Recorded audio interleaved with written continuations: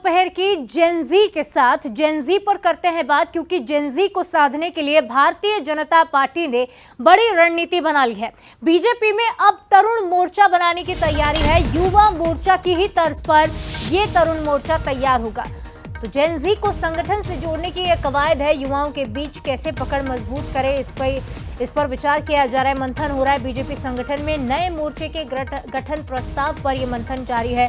आपको बता दें, नितिन नवीन के बैंगलोर दौरे के दौरान ये प्रस्ताव उनके सामने आया और जेनजी को संगठन से जोड़ने की कवायद अब तेज हो गई है।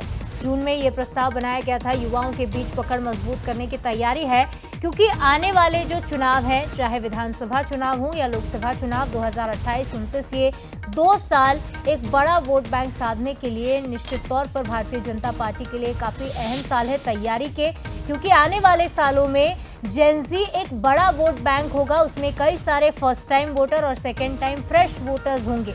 तो बीजेपी ने इस जेनजी को साधने का प्लान बना लिया है। 18 से 25 साल की उम्र के इन जेनजी को साधना है और इसी के लिए तरुण मोर्चा बनाने की तैयारी चल रही है। बीजेपी में पहले से ही युवा मोर्चा है, लेकिन अब ये तरुण मोर्चा खास तौर पर फोकस करेगा 18 से 25 साल के युवाओं पर। और चलिए, इस खबर पर ज्यादा बातचीत करेंगे। हमारे साथ हमारे न्यूज हेड शरद जी सीधे लाइव जुड़ रहे हैं, इनसे बातचीत करेंगे। शरद जी, सबसे पहली बात तो यही कि आखिर इसकी जरूरत क्यों पड़ी और कर्नाटक से ही इसकी शुरुआत क्यों हो रही है? जरूरत क्यों पड़ी, तो ये तो बहुत स्वाभाविक है कि जब एक चुनौती सामने आई तो उस चुनौती का समाधान ढूंढने की तैयारी भारतीय जनता पार्टी ने शुरू कर दी। अब आपका दूसरा सवाल है कि कर्नाटक से क्यों।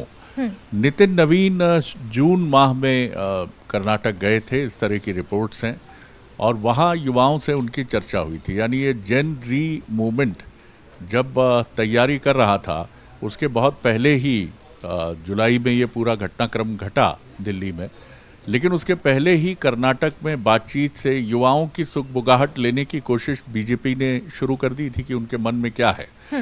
तो वहाँ ये चर्चा में बात आई कि आप भारतीय जनता युवा मोर्चा जो है वो 35 से 45 साल के युवाओं की एक ऑर्गेनाइजेशन के तौर पर सक्रिय है।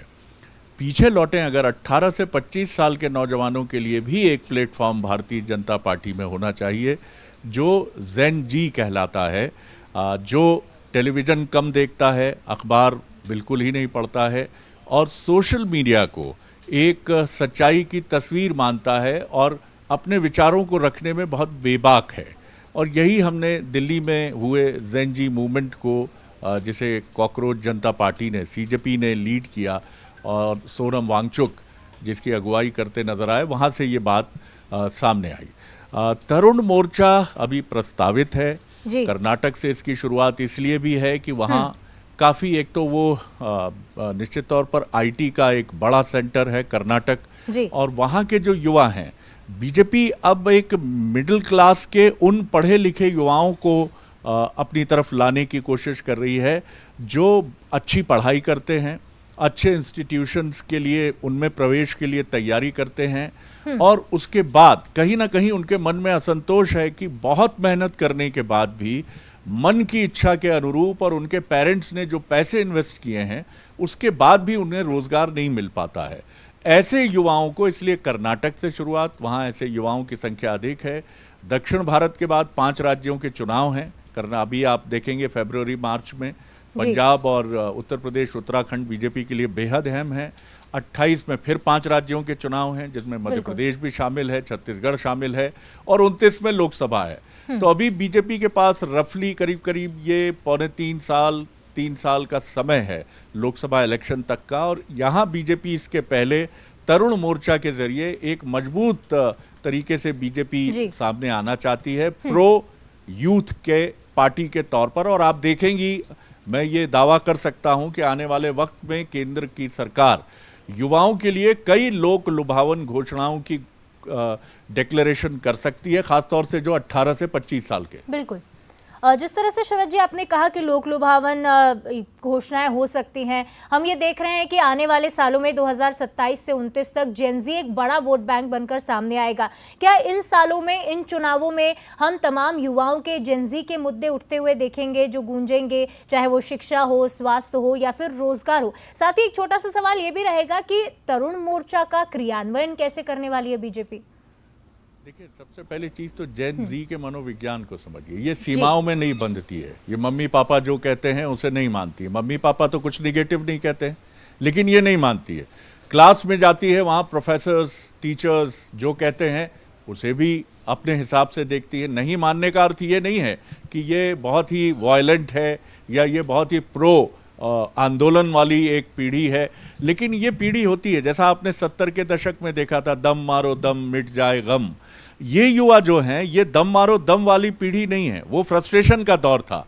ये जो फ्रस्ट्रेशन का दौर है, ये फ्रस्ट्रेशन का दौर इसलिए है कि एजुकेशन लोन ले रहा है एक पिता, उसकी किस्त 5 साल बाद उसका बेटा या बेटी तब देगा जब वो उसको 30 लाख 40 लाख का कोर्स करके निकलेगा। और कई बार दुर्भाग्य से 30-40 लाख खर्च करने के बाद भी आपकी नौकरी होती है 40,000 रुपए महीने की।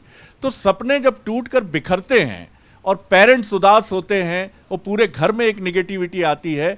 इस युवा को कैटर करने की कोशिश, और ये लुभावन वादों से नहीं आएगा, ये इसके रिबेलियन मोड को आपको समझना होगा। इससे बात करने का तरीका आपका अलग होगा। आपके नेताओं को इनको एड्रेस करने के पहले मित्रवत होना होगा, भले ही आपकी उम्र कितनी भी हो, लेकिन आप अगर इनके साथ अक्रॉस द टेबल दोस्त की तरह बैठेंगे तब ये जनरेशन समझेगी। तो बीजेपी इन सारी चीजों पर, रणनीति पर विचार कर रही है, और इसी में आपके अगले सवाल का जवाब भी छिपा है कि हाउ इट मैदान में जाके ये इम्प्लीमेंटेशन की तरफ बढ़ेगी।